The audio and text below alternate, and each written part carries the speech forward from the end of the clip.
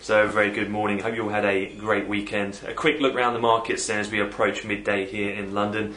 And relatively quiet. We have seen reduced volumes as well as quite a news flow than usual with a light economic calendar. This comes as much of mainland Europe observes Whit Monday, a religious holiday, and with the US Memorial Day, most of the US markets are closed today. Taking a look then in terms of the actual news flow, we have been underpinned in terms of some relative strength in the euro, given the latest polls that have come this weekend out of Greece. The latest polls suggest then that the New Democracy are leading out of all 5 polls that came out on Saturday and Sunday.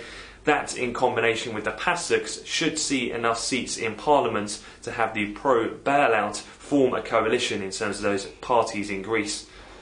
As such, and aside from the euro gains, we saw early stock market gains as well as tightening in the 10-year government bond yield spreads. However, focus seems to have now turned back to the Spanish situation, particularly their banking system, having late Friday seen the government injecting around 19 billion euros into Bankia, which was more than initial estimates in the run-up to that restructuring plan.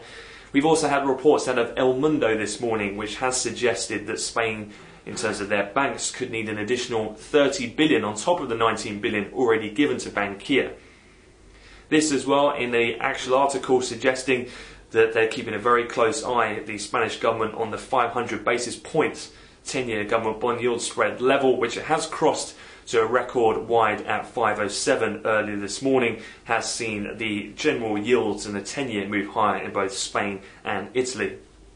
Given that news then, we have seen a slight pullback in the euro currency. However, it does still remain supported somewhat by those latest election polls. But the spreads in terms of Spain in particular are still out around their widest levels.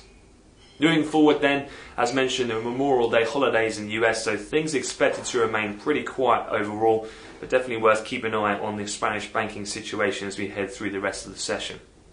That pretty much is it from me here in London for the moment, so I wish you all a great trading day.